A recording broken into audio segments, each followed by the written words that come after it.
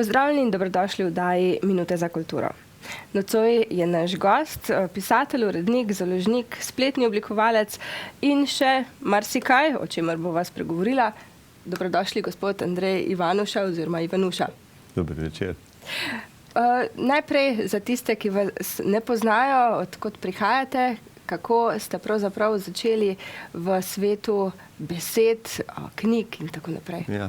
Jaz sem rojen v Mariboru, živim v Mariboru in verjetno bo kar tako ostalo. Ne? Čeprav tu pa tam se potrudim, pa še pogledam malo okrog sebe pa sveta, da vidim, kako stvari tečejo.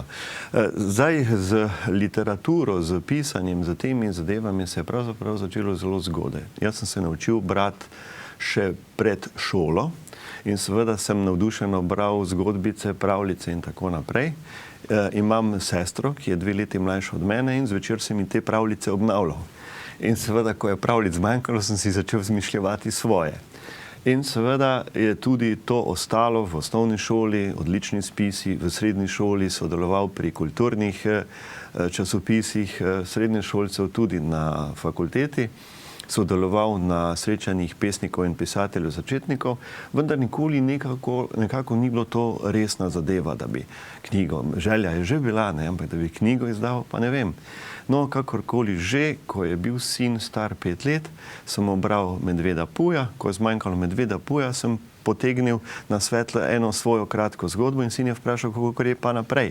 In seveda tisti večer sem za naslednji večer potem pisal 3-4 strani in tako so nastale prve zgodbe o Zajcu Ronu in te so seveda tudi našle svojega založnika. To je bila prva knjiga. Ste v otroških letih tudi zapisovali te zgodbice? Ja, so shranjene te zgodbice. Nekatere sem kasneje tudi predelal, dodelal in so uporabljene. Nekaj pa jih je le ostalo za spomin. Namreč ne dosegajo po mojih merilih tiste kvalitete, ki bi jo potrebovali. Ali največkrat ideja ni bila dovolj dobra. Morda nenavadno je to, da ste šli pa študirati na gradbeno. Da, jaz sem gradbeni inženir po osnovni profesiji. Vse v začetku svojega življenja sem nekaj let tudi delal v gradbeništvu, ampak kasneje so me potem bolj pritegnili in računalniki in obdelava besedila na računalniku, oblikovanje in tako sem potem počasi zašel v te vode. In še posebej žanr fantazije oziroma znanstveno fantastike, če lahko temu tako rečeva, vas je kar pritegnil. Že od vsega začetka, že takoj na začetku so mi dali za eno rojstni dan od Milivoja Matovšca slikanico Neubogljivi robot. Tista je bila vse povsod z mano, nekako je to bil začetek. Tudi enega majhnega potapljača gumijastega sem imel, tista je bila ta glavna igrača, s katero sem ustvarjal svoje svetove. In zelo lepo oblikovani so tudi vaši romani oziroma knjige. Pa jih bova malo pokazala. Kje ste dobili navdih? Tale, recimo, Svetodrev je neverjetno, dogaja se na planetu 3 spolnih kuščarjev. Kako zdaj pride do tega? Nekaj je bila kriva film Species, nekaj je bilo krivo poznavanje določenih mitologij in seveda osnova pa je pravzaprav vzeta iz računalniške igre Unreal Tournament, kjer je ena soba, ki se imenuje Tokara Forest, kjer glavni junaki skačejo po velikanskem drevesu. In seveda sem začel razmišljati, kako bi izgledal svet, kjer takšno drevo v resnici obstaja. No in iz tega je potem nastala ta zgodba. Še ena, Vilindar, se upravičujem. Ni hudega. Na hitro sem prebrala. Vilindar. To je pa delano na osnovi slovenske mitologije. To je pesnitev z 90 kiticami. Vsaka kitica ima 7 vrstic v klasičnem desetercu. Zadeva je pa bila naslednja. Jaz sem imel zgodbo že pripravljeno in sem rekel, za uvod bom napravil kratko pesmico kot en uvod. In iz te pesmice je nastalo potem vse ostalo. Poskušal sem se ravno v tem, ker sem razmišljal v to smer, da so v starih časih ljudje zgodbe pripovedovali v verzih. Zato je tudi to nekako pripovedna proza v verzih. In to pa zaradi tega, ker je na ta način bilo lažje povedati zgodbo, si jo zapomniti, ker ni bilo pisane besede. Po drugi strani pa me je sama tematika tako pritegnila, da sem ugotovil, da je mogoče z drugačnim postavljanjem besed, z rimo, z temi zadevami v eni kitici včasih povedati toliko, kot bi povedal z 2 ali pa 3 poglavji v klasični zgodbi. In zdaj seveda, če ti to počasi bereš, potem razumeš vse to zadevo. Seveda v knjigi smo dodali še ta pojasnila o slovenski mitologiji, ki je bila doslej manj znana, v zadnjem času pač pridobiva na veljavi, in pa te stare besede, ki sem jih iskal po različnih zadevah. Nekaj jih je v okolici, starejši ljudje govorijo, nekaj pa se jih tudi najde v kakšni literarni zadevi. Ne. In, kaj menite, kako otroci spremljajo fantazijske zgodbe? Otroci jih odlično požirajo? Ja, odlično. Saj pri Zajcu Ronota, to je bilo predlani na knjižnem sejmu, sem ga imel razstavljenega tam na stojnici in pride ena deklica, ne vem, 3., 4. razred, pa pravi, ati, poglej, te pravljice se pa jaz spomnim. Pa on reče, ja, to sem ti bral, ko si bila majhna. Je rekla, ja, to je bila pa najboljša pravljica, ki si mi jo bral. Ravno to je zanimivo in tudi so bili dejansko najboljši bralci. Ogromno je bilo izposoj na začetku, ko je bilo pač dovolj izvodov v knjižnicah, zdaj pač s časoma knjige pač gredo v odpad, ker se pač poškodujejo, je tega manj, ampak vsekakor je zelo zanimivo. Imam nekaj mnenj brancev, ki so brali Vilindar, 12-letniki, 13-letniki, nisem si nikoli predstavljal, da bi ga zanimala pesniška forma, ampak jih je, ne, in so navdušeni nad temi zadevami. Literatura, ta fantazijska, je ravno odlična zaradi tega, ker spodbuja domišljijo. To se pravi, da ne razmišljaš tisto, kar ti nekdo pripoveduje, ampak da tisto, kar pripoveduje, narediš po svoje. S tem pa postaneš ustvarjalen. Ne, in to je bistveno. Tako da res spodbuja ustvarjalnost, ne samo domišljijo. Ne. Tako tudi pravim, da v osnovni šoli ravno tako mora biti glasba, mora biti ta literatura, te zadeve, seveda pa tudi matematika, pa fizika, pa vse ostale naravoslovne in druge vede. Ne. Pa menite, da je dovolj odprt šolski sistem, da bi vključil več v te literature? Kot vemo, je ni veliko. Ne, v Sloveniji smo zelo zadrti, kar se tega tiče. Nekako se to smatra kot manj vredna literatura, ki mogoče kvari otroke. Jaz pa mislim, da ravno obratno, ne? Da ni res, da moraš. Tudi poznam nekaj ljudi, včasih so rekli, ja, stripov pa, to je laža, šund. Poznam pa ljudi, ki so se preko stripa spoznali z literaturo in jih je potem začelo zanimati še vse ostalo in se je navadil brati. Ne? Če pa mu daš neko resno knjigo, enega etabliranega pisatelja, kjer bi pravzaprav ti mogel biti nekega življenjskih izkušenj in znanja, ti mu pa v osnovni šoli ponujaš, to žal ne gre. Ne? Ni uravnoteženo. Ni uravnoteženo, preveč komplicirano, on ne razume stvari, ki jih je ta avtor. Potem pa učitelj razlaga, o čem je stvar. Ne, on bi mogel prebrati in on bi mogel učitelju povedati, o čem gre cela zadeva, kaj ga je pritegnilo in o čem razmišlja v knjigi. Ne?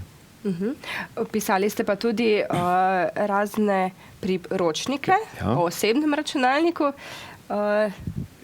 Ja. Kako ste to prišli na idejo? Glejte, jaz recimo Čar filatelije je še tudi takšen priročnik, ta je bil prvi.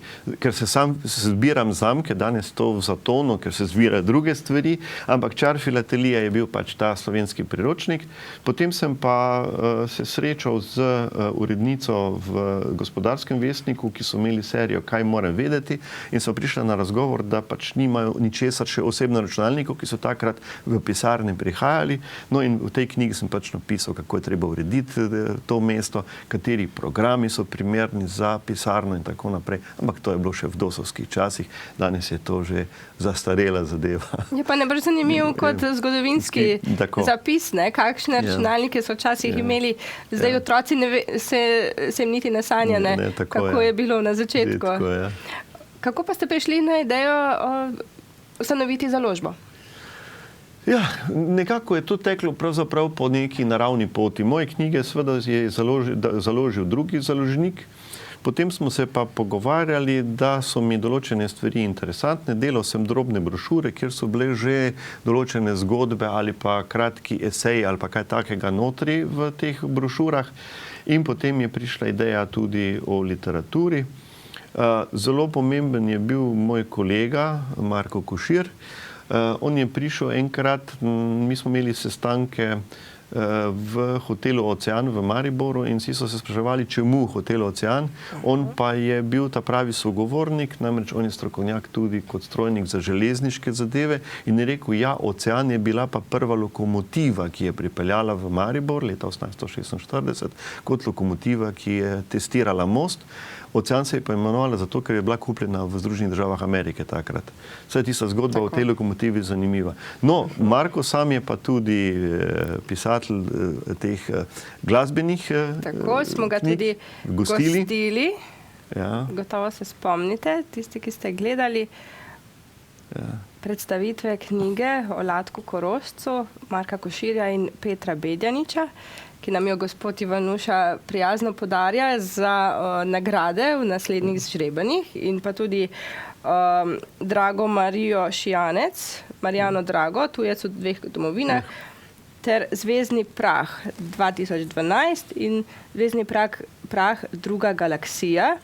Hvala lepa za vse knjige. Ja, zadnji dve sta izdaji Društva avtorjev spekulativnih umetnosti z enakim imenom Zvezdni prah. Tukaj so znanstveno-fantastične fantazijske zgodbe, tudi kakšna kriminalka pa grozljivka se znajde med njimi. No, v prvi je pa tudi moja kratka zgodba zraven. Super. Bomo koristno uporabili oziroma dali naprej srečnim izbrancem. Sem vas prekinila, o Marku Koširju ste govorili, kako sta se povezala. Ja, on je bil tudi filatelist, tako da sva filatelijo. No, in ko smo imeli to srečanje, jaz vem, da je on pisal take kratke zadeve, sem rekel, pa pridi povedati o tej lokomotivi. Iz tistega razgovora, pogovora in predstavitve je nastala njegova prva knjiga Od železne ceste do filatelije, znanosti, umetnosti, glasbe. Pripovedoval je o Vivaldiju, ki ni maral vlaka, ki je napisal kratko suito, v kateri vlak na koncu doživi nesrečo in to slišiš v glasbi, kako se razbijajo ti vagoni. Recimo tako. Pol seveda je tudi kot strojnik je potem se lotil še ostalih zadev, tako da so potem prišla. On ima 3 dirigente predstavljene, Mariborske operne zvezde, Latka Korošca, zdaj pripravlja pa o Valeriji Hejbalovi, primadonni ljubljanske in pa beogradske opere. Ni naključje, da ste izbrali tudi predstavitev dirigenta Marija Šijanca. Draga Marija Šijanca, tako se pravičujem. Kar prosim, da malo razložite. Ta knjigo sem izbral za darilo zaradi tega, da ljudi malo podučim, čisto odkrito povedano. Gre namreč za to, da je pozabljen dirigent, je pa eden od 10 najbolj pomembnih svetovnih dirigentov v njegovem času. In sicer po letu 1945 je predvsem zaradi obtožb o kršitvi kulturnega molka odšel najprej v Italijo in potem v Argentino. V Argentini je bil ustanovitelj stolice za dirigiranje, pravzaprav edine še danes delujoče v Južni Ameriki. Vsi sedanji argentinski dirigenti so njegovi učenci, ki ga imajo v čislih, tudi v knjigi te izjave so navedene. Poleg tega je seveda pomagal še pri razvoju klasične glasbe v Argentini in v južnoameriških deželah in je dobil celo Mozartejevo medaljo, kar je nekako nekje Nobelova nagrada za glasbo. No, domotožje ga je potem pripeljalo spet nazaj v Jugoslavijo, takrat so pa Argentinci rekli, komunistom se je prodal in so pozabili njega. Najprej smo ga mi pozabili, potem so ga pa še oni pozabili. Zato ga potem poskušamo potegniti spet nazaj. Obuditi. Na tisto mesto, ki mu pripada. Vsaj knjigo si je zaslužil. Tako, mislim, da bo bralec lahko izvedel veliko novega, veliko zanimivega. Kako pa pridajo avtorji do vas? Kdo so morda? Poti so različne. Nekaj je šlo preko dobrega glasu. Ta me pozna, pa reče, on zalaga knjige, pa ti pišeš, pa daj pogovorite se, pa pridite skupaj. Tako sem zdaj naletel na enega, ki ima diplomsko nalogo o ročnem kovanju kovaškega orodja. Zanimiva osebnost. Ni kovač po poklicu, ampak ga je stvar pretegnila, mene pa tudi. Recimo, na ta način je prišel. Potem Marko kot znanec. Potem so pa seveda tudi takšni, ki so prišli do mene preko interneta in so potem pač sem se oglasil ali zavrnem ali pa sprejmem potem zadevo v delo. No, takšni so bili tudi ti, ki so otroške pravljice pripravili, tako da smo. Imate kakšne kriterije, po čem presodite, kaj bi lahko šlo naprej? Glejte, recimo, na eni strani so ti eseji, to se pravi ta strokovnejša literatura o železnici, o glasbi, kar me tudi po svoje tudi pritegne.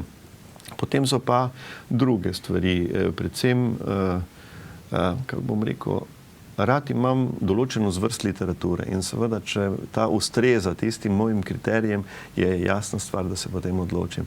Namreč kot založnik, ki sem sam, ki dosti stvari sam počnem, ne, je treba res potem paziti, da poskušaš najti literaturo, ki zadovolji bralce, ker potem jih tudi najde, ne, drugače obtiči na policah. Po drugi strani mislim, da imam dovolj izverziran okus, da če je meni všeč, čeprav sem morda malo sebičen v tem primeru, verjamem, da je tudi drugim všeč. No. To so kriteriji. In kako se borite naprej, da knjige pridejo do knjižnih polic, do knjižnic? Glejte, različno je. Recimo železniške zadeve se je dalo dogovoriti z Slovenskimi železnicami in so bili založnik. Latka Korošča smo za vašo fundacijo Latka Korošča napravili, verjetno bo Valerija Slehebalova tudi šla v to smer. Nekatere literature potem iz tega izberem, kar je bilo pridobljeno, prodano in tako naprej. Nekaj pa se najde tudi kakšen privatni donator, prijaznež, ki želi pač pomagati tudi v tej smeri. Večino pa klasično kot založnik, da sem sam svoje sredstvo založil. In koliko časa traja od tistega prvega kontakta, da nekdo reče, jaz imam pa material, bi mi ga izdali, in da je potem končni izdelek? Če je knjiga gotova, je to nekje približno pol leta. Večinoma dosti časa se izgubi v tistem prvem delu, namreč nekateri avtorji seveda napiše vse, celo sam se potrudi, pa ureja v Wordu, ne. Testo je treba vse podreti, ker se ureja drugače. To se pravi, da če kdo želi, potem naj napiše čim bolj enostavno, brez kakršnih koli vstavljanj. Če ima sliko, ne, se naj slika samo komentar napiše, pa se napiše, tu je ta slika, pa se slika posebej priloži. To so možnosti na eni strani in tu se največ časa izgubi. Drugi del je potem sam prelom, to se pravi klasično oblikovanje knjige. Potem je pa seveda lektor mora svoje povedati. Včasih pri strokovnih knjigah so še strokovni bralci, ki še posebej preberejo, ti včasih tudi si vzamejo 3-4 tedne časa, pol pa se mesec dalj časa knjiga pripravlja. Ko je pripravljena za tisk, pol pa je tiskar tam nekje tudi mesec dni. Tisk sam je hitro, to je dan, dva, ne, za kompletno naklado tudi 1000 izvodov, ker ko enkrat postavljena gre skozi stroje hitro. Ampak potem je pa spet odvisno od vezave. Če je broširana, ne, z mehkimi platnicami, lepljena gre hitreje. Če je pa šivana, ta je pa na polovico ročnega dela in tu seveda čas tudi igra svojo vlogo. In kako je pa s promocijo same knjige, pa s predstavitvijo? Kako avtorji potem naprej predstavljajo knjige, jim pomagate, svetujete? Ja, jaz se trudim seveda kot založnik, da tudi sam promoviram te svoje lastne avtorje. Nekaj se da promovirati preko interneta, preko moje internetne strani, kjer se dajo tudi knjige naročiti. Nekaj je potem reklamnih zadev. Zelo pomembne so tako imenovani, kako bom rekel, izvodi za televizijo, za radio, to se pravi promocijski oziroma recenzijski izvodi. Potem pa gre po različnih kanalih, predvsem preko raznih prodajalcev, ki imam tudi z podjetjem Primus, oni potem tudi knjižnicam dostavljajo te zadeve in to se potem nekako najde. Poskušam še biti na knjižnem sejmu, poskušam še biti na drugih sejmih, ampak to je vse povezano kar z precejšnjimi sredstvi. Kaj pa elektronska knjiga? Ja, elektronsko knjigo imam v svoji, kako bom rekel, založniškem programu. Je ena elektronska knjiga, da se je dobiti na CD-ju. Nekaj je knjig preko moje internetne strani, to so takšne, ki so že razprodane v PDF obliki, tako da se dajo prebrati. Elektronska knjiga se pravzaprav šele prebuja, ne. Je več, kot je bilo včasih, ne vidim jo pa kot, ne vem, bi rekel, konkurenco, je pa paralelna zadeva, tako kot sta televizija in film, recimo. Po eni strani ima pa elektronska knjiga še to prednost. V tej knjigi ste omejeni z določenim obsegom. V elektronski knjigi pa je možno seveda dodati različne dodatke in možnosti, ne, ki jih v navadnem knjigi nimaš. Ste odprti za mlade avtorje? Da, poskušam predvsem slovenske avtorje promovirati in tega. Tako da imam prevodnega v založniškem programu zelo malo. In mladi avtorji morda menijo, da bo proces krajši ali vedo, kako... Že na začetku, ko mi pride, pa se odločim za njega, mu razložim, koliko časa bo ta stvar trajala. In so s tem tudi zadovoljni. So zadovoljni, ja. Samo da izide. Tako. Kaj pa bi svetovali tistim, ki se odločajo, naprimer, spraviti svoje, ne vem, ali kratke zgodbe, ali pesmice v samo javnost? Na kaj morajo najbolj paziti?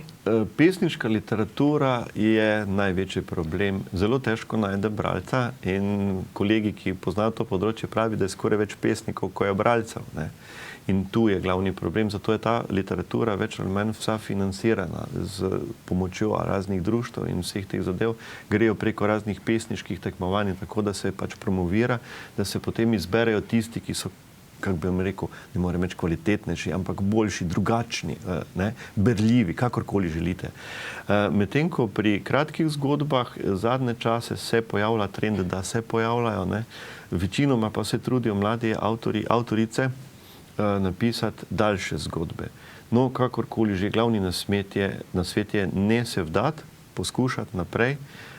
Poznam nekaj svetovnih pisateljev, ki sem jih srečal, ki vsi zatrjujejo, da so v svojo knjigo, preden so jo dali v založbo, tudi po 3-krat, po 4-krat ali predelali, ali prebrali, spremenili in še v založniki, uredniki v tujini dostikrat izčrtajo cela poglavja, ki se morajo napisati na novo.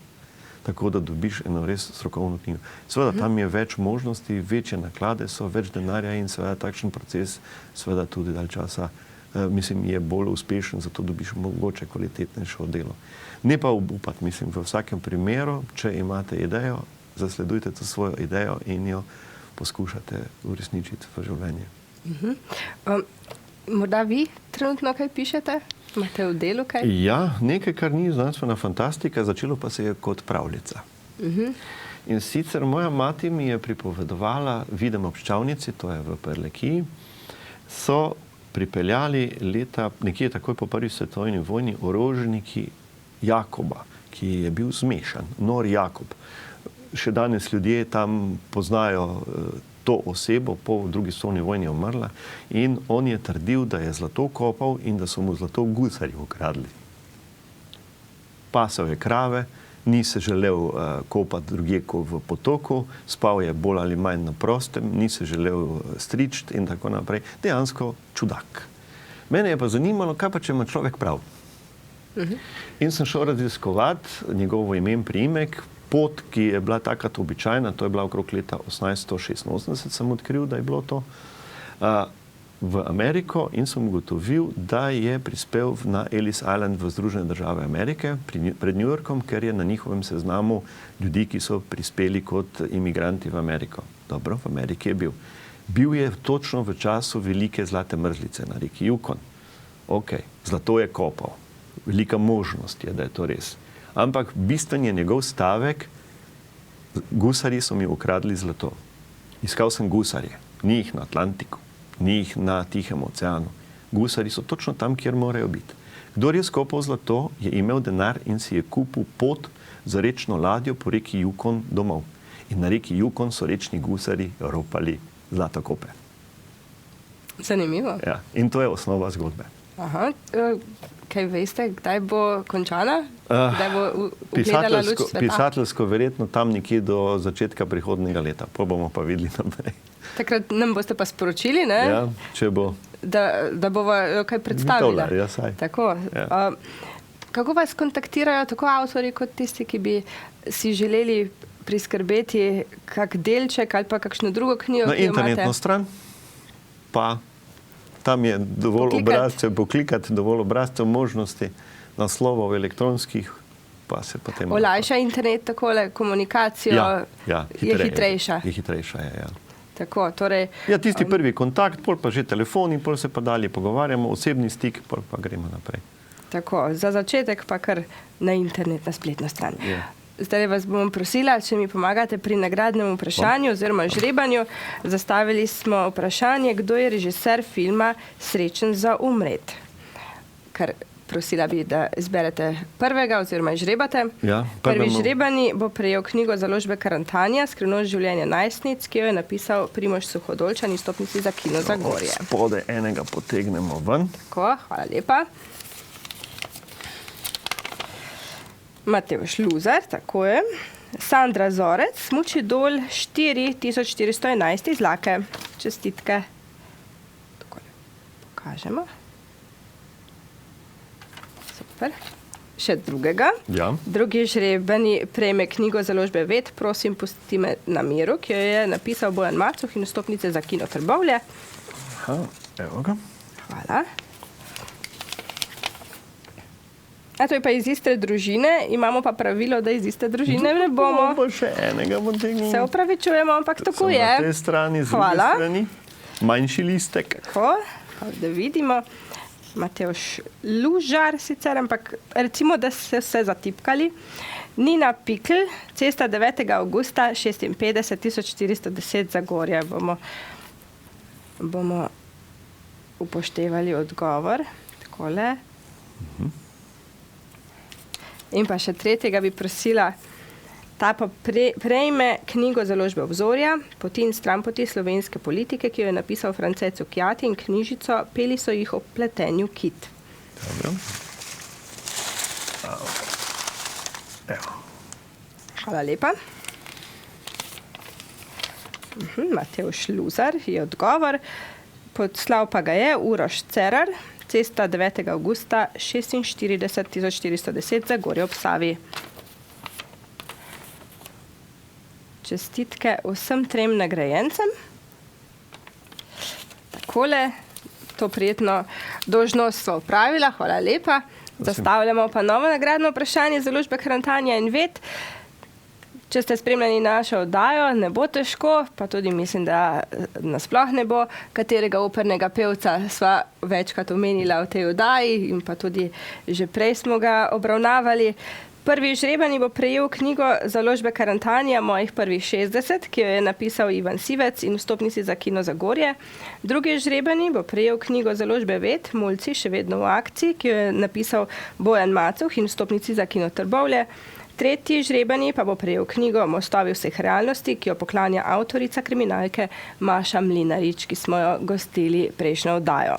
Svoje odgovore s polnim imenom in naslovom pošljite na ETV Loke pri Zagorju 22 1412 Kisovec ali pa kar po elektronski pošti na etv@elektroprom.si.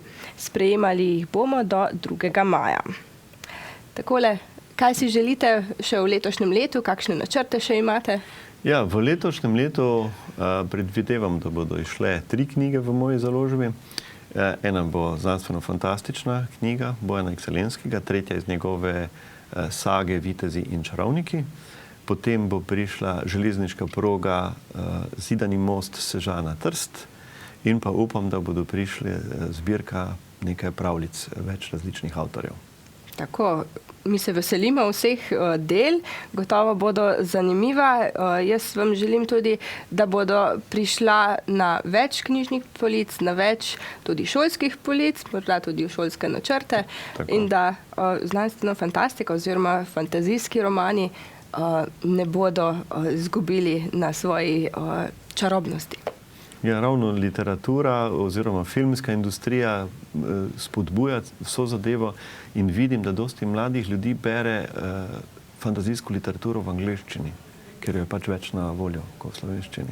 Vabim jih pa, da naj vseeno pobrskajo po internetu, v Kobisu pa poiščejo znanstveno fantastiko. Tako. Najlepša hvala, da ste bili danes moj gost. Ja, hvala lepa tudi vam.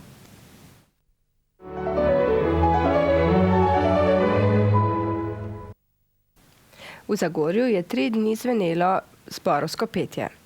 Od 4. do 6. aprila je v Delavskem domu potekala 25. revija Zagorje 2016, državno tekmovanje otroških in mladinskih pevskih zborov v organizaciji Javnega sklada Republike Slovenije za kulturne dejavnosti. Na 9 koncertih se je predstavilo 51 zborov in približno 2000 pevcev, ki so izvedli 157 različnih skladb, od tega 22 novih del slovenskih skladateljev. Po vsakem koncertu je na Mestnem trgu Zagorje pred Weinbergerjevo hišo potekalo skupno petje zborov in razglasitev njihovih delnih dosežkov. Žal zaradi prezasedenosti organizatorjev nismo dobili izjave o poteku letošnje jubilejne revije.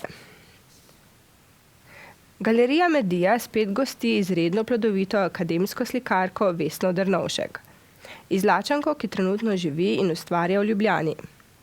Vesna se ukvarja z grafiko in ob odprtju razstave je Milan Razboršek poglobljeno predstavil umetničino delo in njen razstavljeni opus. V kratkem kulturnem programu sta sodelovala učenca Glasbene šole Zagorje, mi pa smo po odprtju razstave poklepetali z umetnico.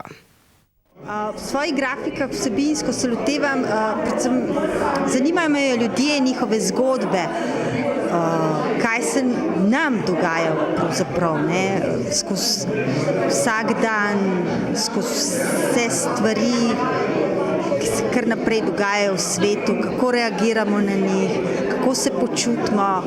In to obravnavam v grafikah, počutje ljudi. Zato niso konkretno prikazani, so včasih sence, včasih samo obrisi, ker me pravzaprav ne zanima konkretno en človek, ampak naša občutja, ko vaša in moja in koga drugega. Zdaj, včasih so to eni veseli trenutki, včasih pa so tudi kakšni bolj depresivni ali pa razmišljujoči, ali pa govorimo o osamljenosti, zapuščenosti, takšnih problemih. In jaz mislim, da se tudi laični človek bi v grafikah videl, kdaj je ena tema vesela, kdaj je bolj depresivna, čeprav je včasih to vse bolj schematsko prikazano. V novi galeriji Delavskega doma Trbovlje so v petek odprli razstavo goriške fotografinje Maše Lancner. Njene fotografije prikazujejo proces propadanja zelenjave in gledalcu zastavljajo vrsto vprašanj o globalnem gospodarjenju, samooskrbi in človekovem odnosu do narave, kot je v predstavitvi zapisala kustosinja Nataša Kovšca. V dosedanjem opusu Lancnerjeve sicer prevladujejo fotografske zgodbe posameznikov in skupin, ki so odrinjeni na rob družbe. Povprašali smo jo, zakaj je tokrat izbrala drugačne motive. Zakaj zelenjava? Po končanem študiju sem se kar nekaj časa soočala z brezposelnostjo in v iskanju po boljšem življenju oziroma preživetju sem se začela ukvarjati z aktivnostjo svojih staršev, spravi začela sem gojiti zelenjavo. Zakaj je na fotografiji opaziti toliko gnilih sadežev? Ob tem, ko sem gojila zelenjavo, se mi je zdelo zelo zanimivo, koliko časa traja zelenjava, ki je kupljena, in koliko časa traja zelenjava, ki je pridelana doma. Kakšen se ti zdi današnji odnos do okolja, ne samo zelenjava, ki je v tem primeru samo nek simbol oziroma sindrom, bi lahko dejali, kakšen je naš odnos do okolja? Jaz mislim, da zelo mačehovski, se pravi obdelovalne površine rajši pozidamo in s tem v bistvu ne prevzemamo nobene krivde, ne skrbimo za nič, ampak gremo samo v trgovino, kupimo in to je to. Zlati časi, kam hitite, se sprašuje marsikdo od nas. Tako je tudi na Izlakah, kjer so 9. aprila zvečer v domu Svetega Jurija za ljubitelje ljudskih pesmi pripravili prijeten večer. Nastopili so ženska vokalna skupina Oda Moravče, Mara s prijateljicami, s katerimi je nastopila tudi v TV Talentih, Klasek z Izlak, folklorna skupina iz Čemšenika in najmlajši Izlačani. Pelo se je, smejalo in plesalo, najbolj pa so navdušili otroci iz vrtca Kekec, ki jih je vodila Helena Ključevšek. Z njo smo se po prireditvi tudi pogovarjali, saj je bila duša celotnega programa in zasluži vse pohvale za trud. Za nami je en prijeten večer, polna dvorana, tako nastopajočih kot gledalcev. Ste zadovoljni? Zelo, kaj bi ne bila. Vi ste tudi idejni vodja, pravzaprav ste glavni izvajalec. Ja, najbolj bi se lahko tako reklo, ampak imela sem ogromno enih pomagačev, če ne bi bilo tega le. In odkot vam ideja, kako se je to porodilo pri vas? Ojoj, tole me pa kar težko vprašate. Pač ideja, taki časi so, premalo se zavedamo, da smo Slovenci. Premalo ohranjamo našo dediščino. To je, ne prenašamo na otroke oziroma malo premalo. Izgubljamo se, nekje se izgubljamo, nekje v tem svetu. Pa je bilo težko zbrati nastopajoče? Niti ne, so se kar veselo odzvali, takoj so bili za stvar. Mislim, da jim je taka stvar toliko pri srcu, da pač želijo to pokazati tudi drugom.